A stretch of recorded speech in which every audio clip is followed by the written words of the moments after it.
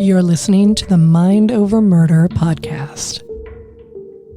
My name is Bill Thomas. I'm a writer, consulting producer, and now podcaster. I am now trying to use my experience as the brother of a murder victim to help other victims of violent crime. I'm working on a book on the unsolved Colonial Parkway Murders, and I'm the co-administrator of the Colonial Parkway Murders Facebook group together with Kristin Dilley. My name is Kristin Dilley. I'm a writer, a researcher, a teacher, and a victims advocate, as well as the social media manager and co-administrator for the Colonial Parkway Murders Facebook page with my partner in crime, Bill Thomas.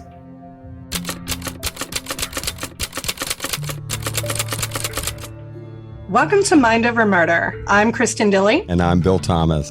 We're joined today by Sarah Sherman Soule to talk to us about the Sage Smith and Cassandra Morton cases. Sarah is a true crime aficionado and expert, and this is her first time on the podcast. Sarah, thank you for joining us. Thank you all so much for having me. We are so thrilled to have you on as our first sort of roving reporter. You're going to talk to us about two cases that are very important to you, and that would be the case of Sage Smith from Charlottesville and Cassandra Morton from Lynchburg. So Sarah, you reached out to us about these cases because they were of major importance to you. Can you start by telling us a little bit about why these cases impacted you? First of all, I'm from the area. I know the area. I grew up here. I was just initially so shaken by the fact that these things were occurring here. And that may sound naive given the Route 29 stalker, but this was really different to me. I was older when this all happened, and it just really affected me. I was compelled to try and help because I feel very strongly that these two women were done a major disservice by the media. And that is largely because they are missing Black women, is that right? Yes, they are both African American women. It's a phenomenon now. It's disgusting. It's this imbalance, rather, in the coverage of when a white woman goes missing, and there's just such a big deal, and there's so much information on Hannah Graham and Morgan Harrington, and I don't mean to get ahead of myself. And then when I went to research Cassandra back in 2010, I was just shocked by the absence of information. They don't even tell you what she was like or what she liked or what her dreams were. Everybody has dreams and everyone has a personality. And I just feel like they totally robbed her. And Sage's case became problematic from the get-go. She's an African-American woman and she's also transgender. She was living out loud as transgender at the time of her disappearance. I saw on Disappeared episode that the cop actually talked very honestly, and he was like, look, we didn't know how to handle this. We've never dealt with a transgender, with this type of victim. And I think they just really mishandled it. I don't think they're mean people. I don't think they intentionally set out to be these major screw-ups, basically. I think that they were just super inexperienced and they really should have called in the feds. If you need help, you need to reach out. They just didn't do that for whatever reason. So both of these cases, Cassandra Morton and Sage Smith, occurred within a couple of years of each other. 2009 for Cassandra Morton. We're going to cover that in our next episode. And 2012 for Sage Smith. For our listeners who may not be familiar with these cases, to get into the basic information about those cases, and then we'll talk about the missteps that may have happened during that time period and why those might have occurred. We'll go ahead and start by letting you tell us a little bit about the Sage Smith case. Let's start with what you were alluding to a couple of minutes ago. Who was Sage Smith? What were her dreams? What were her aspirations? What was she like before she disappeared? Sage was incredibly dynamic. I adore her personality. She was probably really fun to hang out with, by all appearances anyway. She was incredibly stylish. She took a lot of time with her looks and her hair, and she loved doing makeup. In fact, she was in school for cosmetology at the time and was doing hair braiding at her home and then also sweeping at a salon.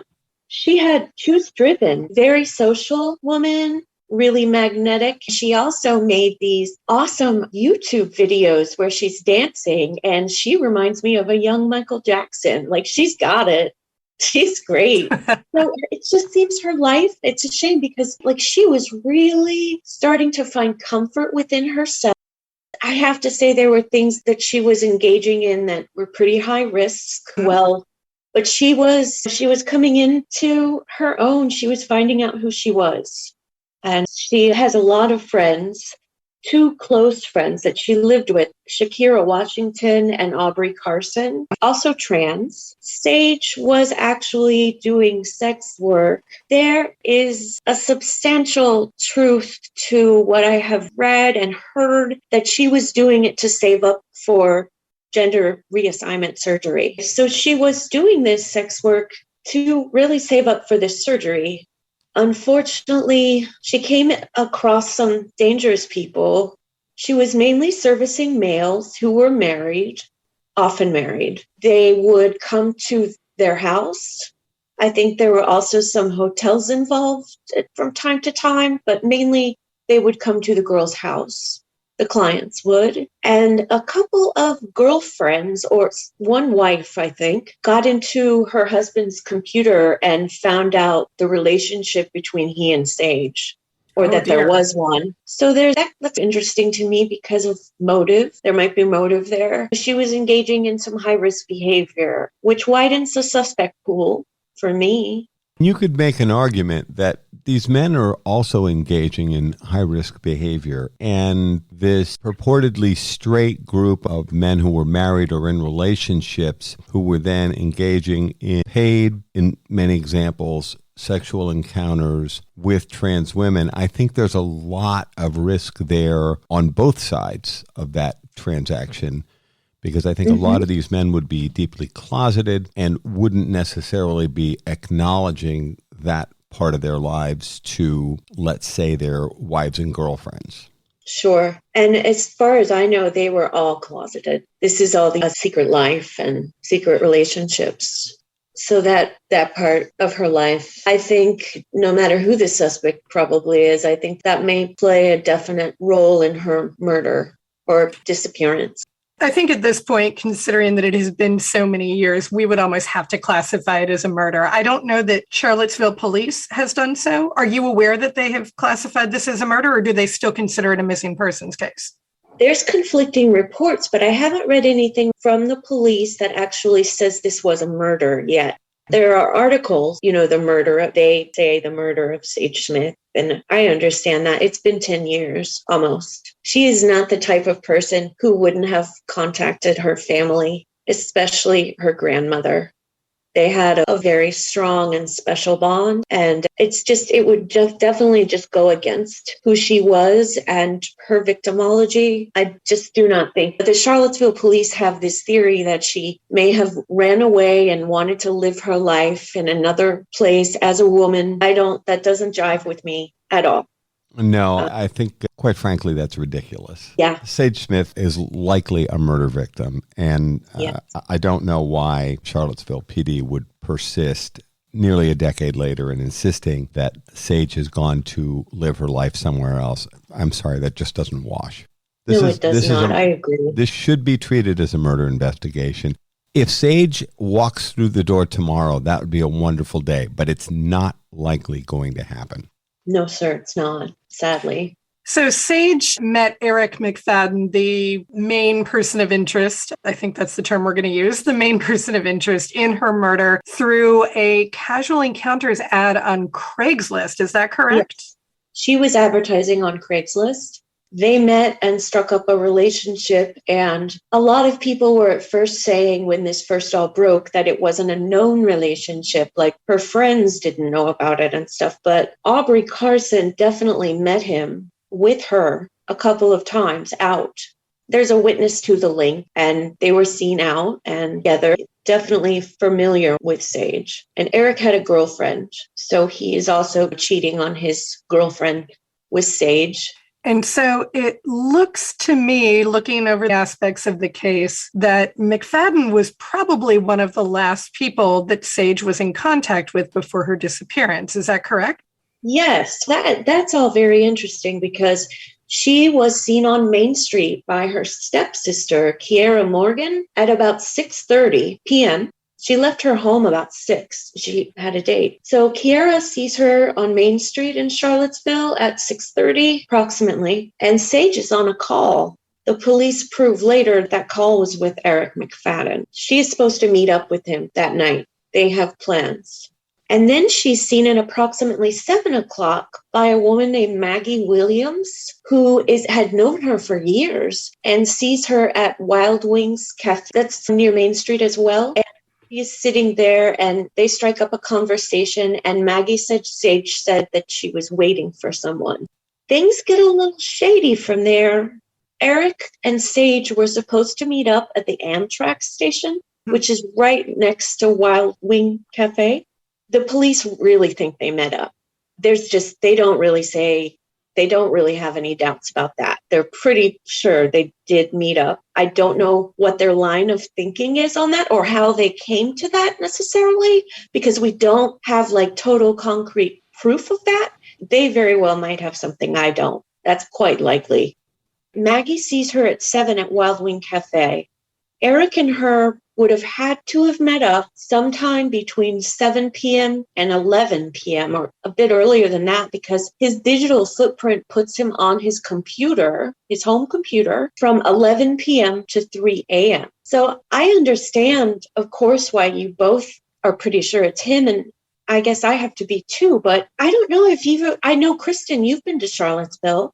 I have been to Charlottesville, yes. Bill, have you been to downtown Charlottesville? No, I've not. Okay, this is like a very well-trafficked street, and Yes, it is. Everything is there. Like we've got the UVA corner there where all the bars, Sage is there, and then we've got the downtown mall directly down the hill, which is our main drag if you want to do fun things and have a nice time, and great restaurants down there, bars. Anyway, it's hard for me to picture. Eric McFadden has no vehicle and he had no place of his own. He stayed with his girlfriend. So I don't know how, of course it's possible. I don't know how he could have abducted, killed, and dumped or hid this woman. And we don't have more witnesses to anything like that.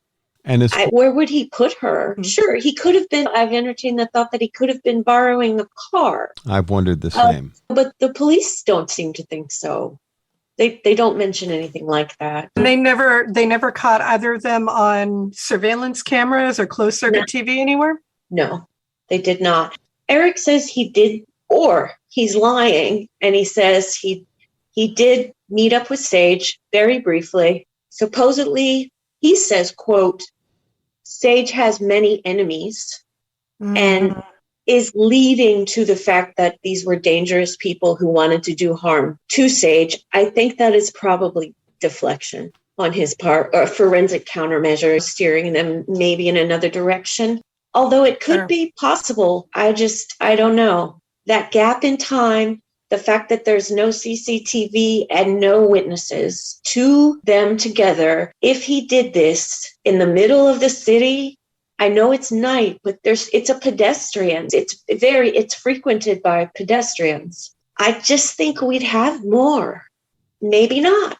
Maybe this guy is just totally slick Rick, and I just don't know. Maybe he had a car. Maybe someone was with him waiting on it. We do know that the last activity on her cell phone was at 6:36 that evening. Ma'am. So it sounds like if something did happen to her, it happened relatively early in the evening. Yes. And at that point, you've got from 6 until 11 when McFadden was at home pinging from his computer. You've got that amount of time to do something with Sage. But yeah, I agree with what you're saying, Sarah. The timing is a little problematic, especially for a guy who doesn't have a car.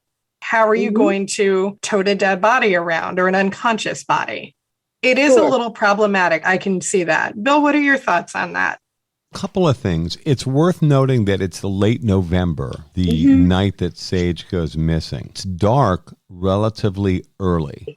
The lack of a vehicle does trouble me because the transport of Sage, alive or dead, is difficult without wheels of some sort. And as far as we know, Sage doesn't have access to a vehicle. No, she doesn't. And then as far as we know, Eric McFadden doesn't have a vehicle. But I guess there's always the possibility that somebody borrowed a car or that they may have gone to a hotel or other meeting place that would take them off the street and out of the view passersby and whatever closed-circuit television cameras were available at that point. Do you think they would have, if they had gone to a hotel? Wouldn't they have been on camera, or couldn't they have talked to a clerk? And there's that. But that could very well be, maybe they signed in under different names. Quite possible. People do all kinds of things. Well, and this guy's definitely, if Eric McFadden is seeing Sage on the side here, and he's living at his girlfriend's place in Charlottesville, he's definitely doing this on the down low. So checking in under another name, or I don't know what level of hotels there are, if there's anything where rooms are available by the hour, low-end kind of places that are definitely used for assignations, they might not be as likely to have closed-circuit television cameras, that kind of thing. I thought of that too, Bill, and most of all, actually, in that specific area, most of the hotels are middle of the road to high end, and they're definitely not by the hour. If they took 20, again, he would have to have a car. But hey, we could say maybe he did. He was borrowing one. If he did have the car, and if he took 29 North, just up a ways, then it's like Hotelville. But again, I am not aware of any that do rent by the hour. So we don't know exactly what happened to Sage on the night of her disappearance, but we do know that it took a little bit before someone reported her missing. So when was it that her roommates, parents, whomever got suspicious of her disappearance and reported it to Charlottesville PD? Okay. It was a couple of days. Her roommate, Aubrey Carson, she was gone. She had not come home that night and wasn't there in the morning. And so she called Sage immediately, and Sage's phone was off. It went straight to voicemail, which is highly unusual for Sage because by all accounts, that phone was like glued to her ear, and she always had a charger. And I think that's the kicker, because I have my phone all the time, but I don't carry a charger around all the time. So that's when the alarm bells went off. And I believe think it was Aubrey. There's shady stuff with her too. We could get into that later. And at the same time, Eric McFadden left town 2 days after Sage disappeared. 2 days after. Yes. And we can discuss the theories about that, because there are two theories. There's the one that he ran because he murdered Sage. Did something awful with Sage. He runs. But there's another theory that I find interesting and I think has merit, that he ran exactly when Sage's father put up a Facebook post, because they got her cell phone records before the police, because they found out her password, and they got her cell phone records and found many texts and calls to and from him. So they put out the word that Sage is missing. Do any of who this number belongs to? And a man named Yanni, commented and said, yes, this is Eric McFadden. And then he's gone. Is he gone because he's being exposed as, people say, gay? I find that a bit problematic. I have a non-binary child. I talked to them about this because I asked them, I just wanted to clear things up. I asked them, if a man is attracted and sleeping with a trans woman, I don't think that means he's gay, like necessarily. And then they cleared that up for me and said, definitely not, because they're choosing to sleep with a person who identifies as a woman, is going through transition. She was about to start hormones stage. They're calling all these guys gay. I find that a bit problematic. But whatever they were, there's the theory again that he ran because his sexuality is totally outed and he doesn't think he can be in the community anymore, or he's going to lose the girlfriend. He's going to lose the house. His life could totally fall apart. So I would push back a little bit and say, wait a minute. He leaves his girlfriend's apartment. Esther Ayeni is her name. Yeah. And he speaks to her claiming he's in Washington, D.C. and that he needs money. And he left behind his laptop, clothes, and various receipts. So he blows town in a hurry anyway. I agree that on some level, Eric McFadden's life would be falling apart. He's been outed as someone who's cheating on his girlfriend. I won't parse whether he's gay or straight, it matters. But he's been cheating on his girlfriend repeatedly, and it looks like for quite some time, and paying someone for either sex or for keeping his secret relationship private. And then he blows town for whatever reason. But I don't think we can put this in the good behavior category. If he's supposed to be Sage Smith's friend, at minimum, he should be concerned about Sage's disappearance and Sage's well-being. And that's nowhere on display here. I almost don't care whether this guy's motivation is that he's a murderer or is somehow involved in the disappearance of Sage Smith or is upset because his life is falling apart because he's been outed as having a secret relationship. It almost doesn't matter.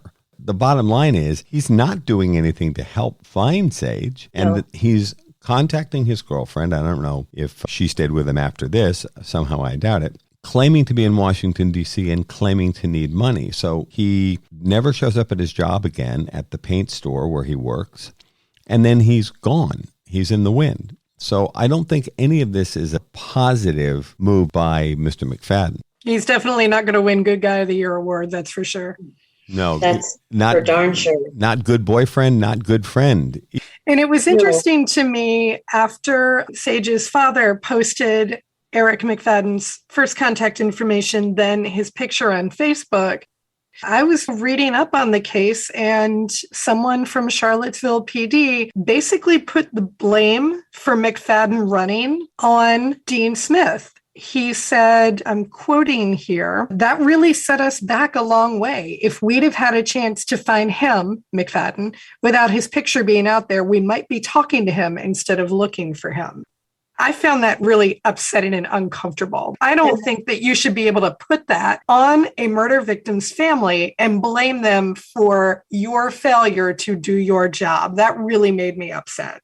That is awful. That's absolutely ridiculous. I knew they were pretty mad about the post. The police were mad about Sage's dad's post. That it's almost they got to him before the police could, and so it made him look bad, or I don't know. I find it absolutely ridiculous. These are parents who are trying to find their child, and they're doing their job.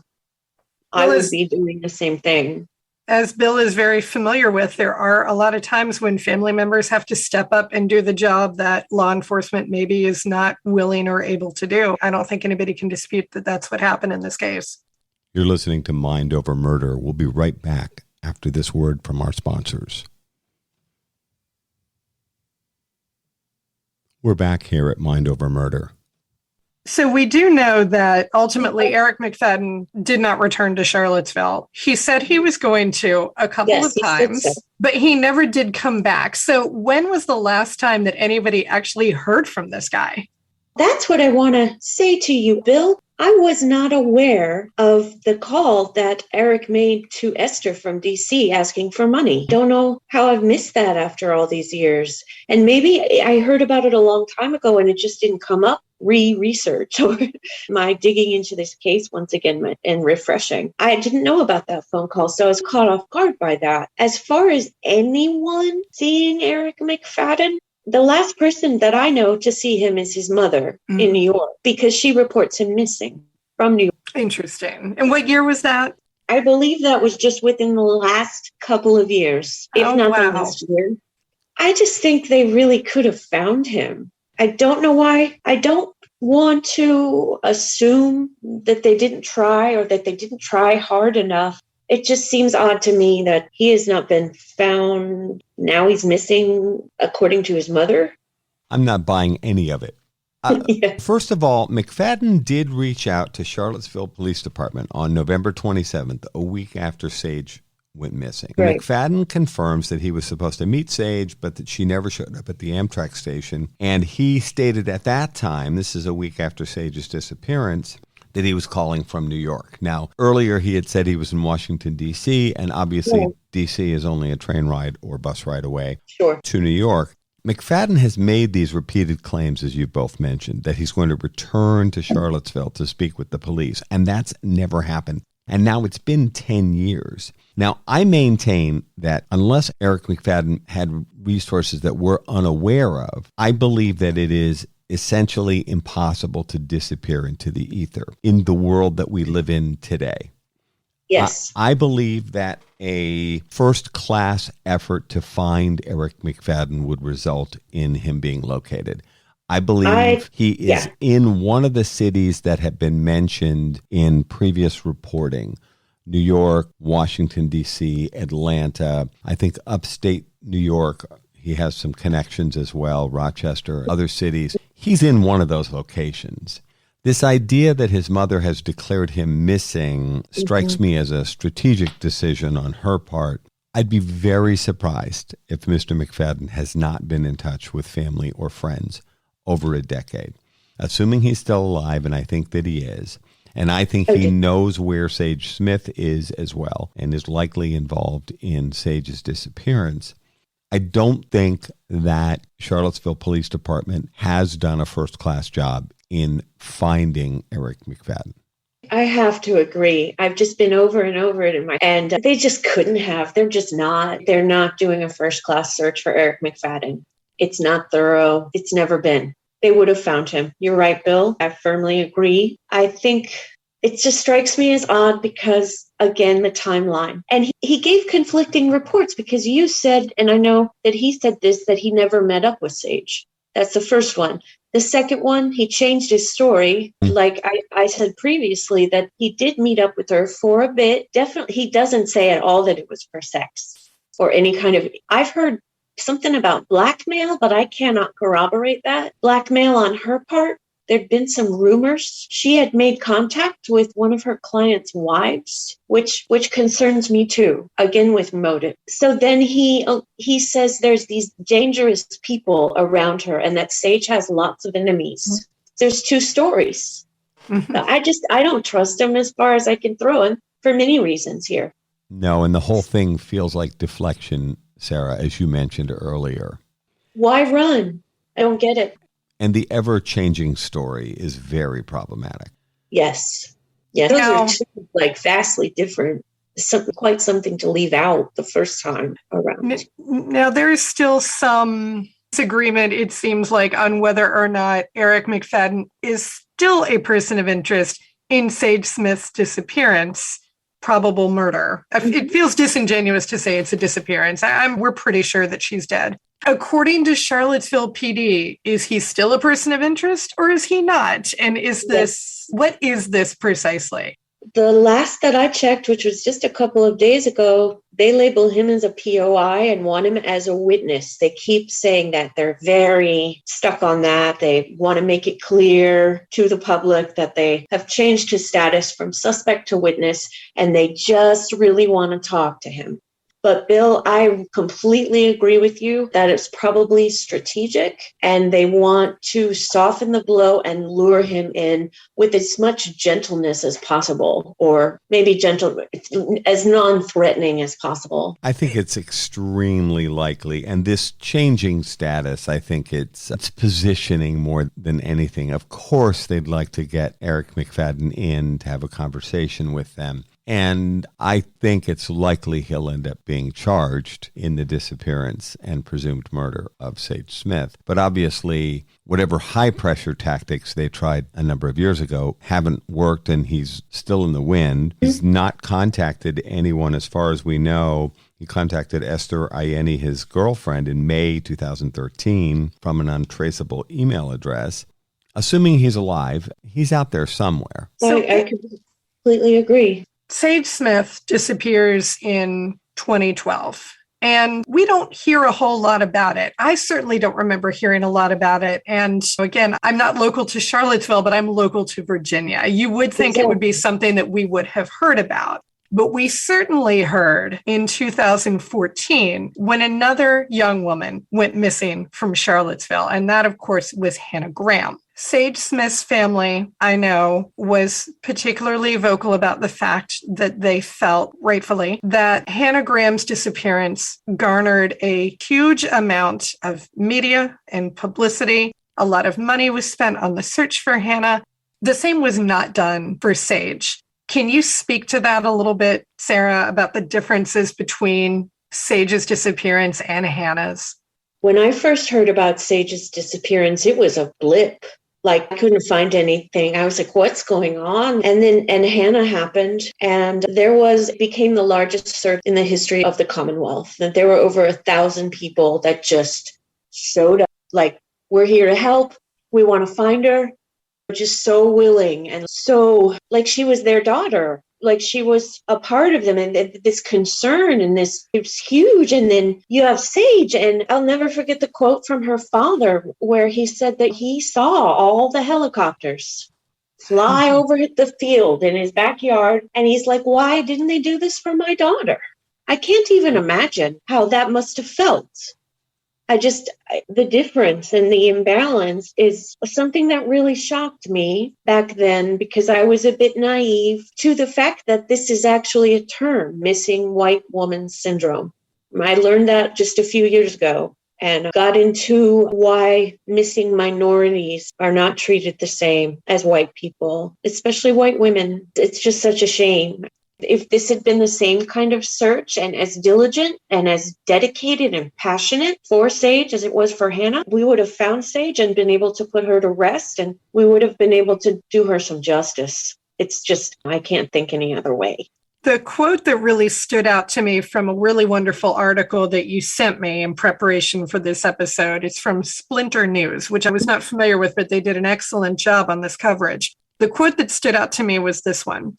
Every expert says that the choices law enforcement make in the first 72 hours determine the outcome.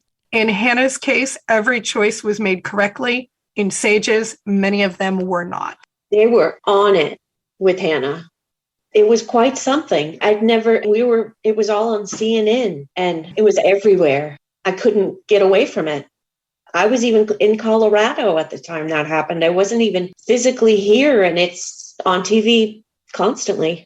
And Hannah's disappearance was national news without question. Mm-hmm. And oh yeah, before anybody starts responding to us, we're not implying that Hannah Graham didn't deserve to have the resources utilized in the search for her after her disappearance.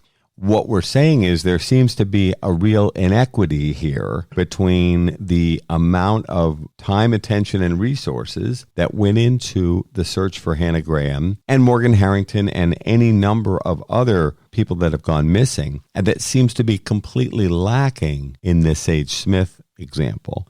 These things need to be said. Sage Smith is an African-American, transgender sex worker or part-time sex worker.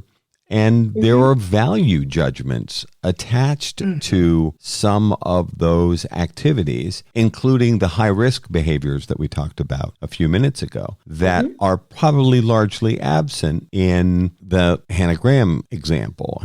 Hannah Graham was a young, attractive, blonde college student who went missing in a college town. Let's be frank. This is a place where the University of Virginia has tens of thousands of students.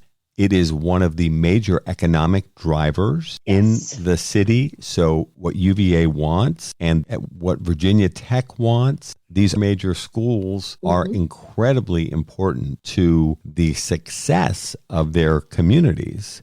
And so when a young person from these schools and universities goes missing, particularly, again, let's be frank, a young, attractive white girl, we're seeing this phenomenon over and over again where they get an inordinate amount of particularly media attention.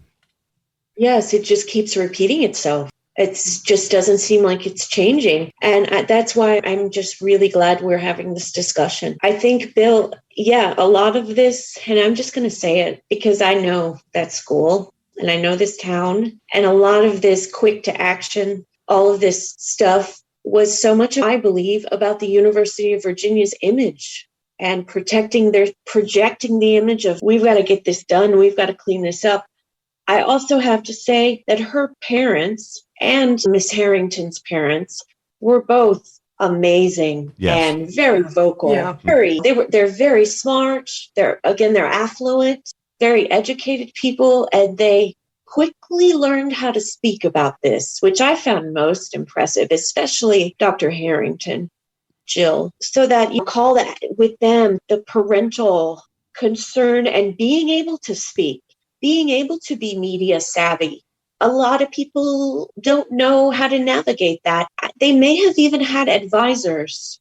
I'm not sure, but they had so much more exposure. Nobody interviewed Cassandra's parents. No, not national, not ever, but nobody interviewed Sage's family for CNN International.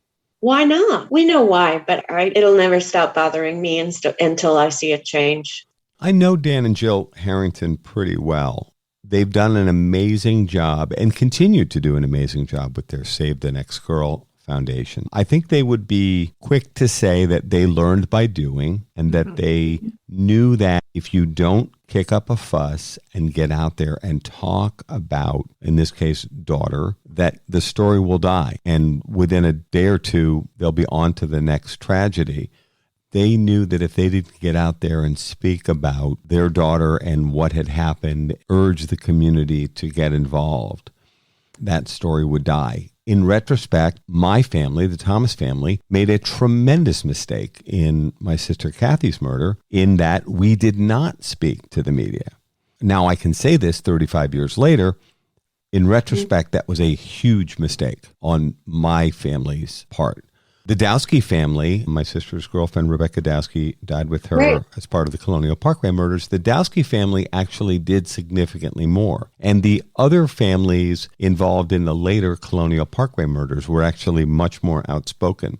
In retrospect, I think my family made a terrible mistake in not speaking out, as difficult as that may be. And this is something that Kristin and I talk about on Mind Over Murder, that you actually have to force yourself to get out there. It doesn't mean that everyone in the family has to do it. It is something that families need to find a way to appoint a spokesperson and get somebody out there talking to the media about this missing or murdered loved one, because trust me, something terrible is going to happen a few days later, and that's going to get pushed right off the front page, and we're not going to be talking about it in the way that we probably need to if these situations are going to be resolved, if the person's going to be found or even their remains are going to be recovered. It's a very difficult situation that families find themselves in.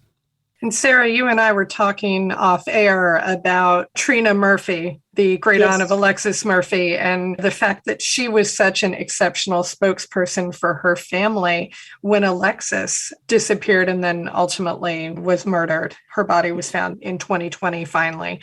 That was definitely one of those cases where the more that you keep at the media, the more that you have a spokesperson who is willing to step forward and be very concise and cogent and well-spoken, the more that it helps. It's just unfortunate that for the families of Sage Smith and Cassandra Morton, they were not given that opportunity to stand in front of the national and international media and say, hey, our daughters were murdered. What are we going to do about it? And first off, I just want to say that Trina is just such an incredible being, and she has such a presence that she did so well for Alexis. And God bless her, because Alexis had that. Whether it be that Cassandra's family wasn't approached, I can't say. No. I can't say. I did try to make contact with them. I stopped by their house, and they definitely weren't home. And I left them a note. You know, it wasn't very professional, but I just tried to be kind, just to see if they might want to talk to me. I was planning on hopefully doing something with that case at one time, and that hasn't yet to work out for me because there's just not enough information. But I don't know what I would do with it at this time. So I guess my point is that I honestly don't think they were approached. For a few interviews, of course, because we have a few articles. But as far as giving them a voice, like on the television, and letting them talk and letting us also see them and see who these people are, what they're feeling and what this is. They just didn't get that chance. It's worth noting, by the way, that a number of these families actually worked together With the Help Save the Next Girl. and that they provided assistance and resources to one another. And so I know that in the Trina Murphy example and in the Grahams as well, that Dan and Jill Harrington and their Save the Next Girl Foundation reached out to those people to say, we've been through this. We're all members of the club that no one wants to be invited to. Their assistance was beneficial to those families that came later. I'm sorry to interrupt you, and it certainly was. And I do want to make something clear that the Harringtons included Cassandra's name. Yes. In Help Save the Next Girl. So I cannot blame them for any of this, because she definitely was included. There just wasn't enough information, not like their daughter and not like the Graham's daughter. They did what they could, though, at the time. We are going to talk more about Cassandra Morton in our next episode, but we do want to wrap with some more information about Sage Smith. There is currently a $20,000 reward for information leading to the recovery of Sage Smith's remains, or information that will lead to the arrest of Eric McFadden. So we do urge our listeners out there, if you have any information at all that might help with the disappearance and probable murder of Sage Smith, we do urge you to come forward to Charlottesville Police Department. We're going to continue this conversation with Sarah in our next episode. For now, that's going to do it for this episode of Mind Over Murder. We'll see you next time.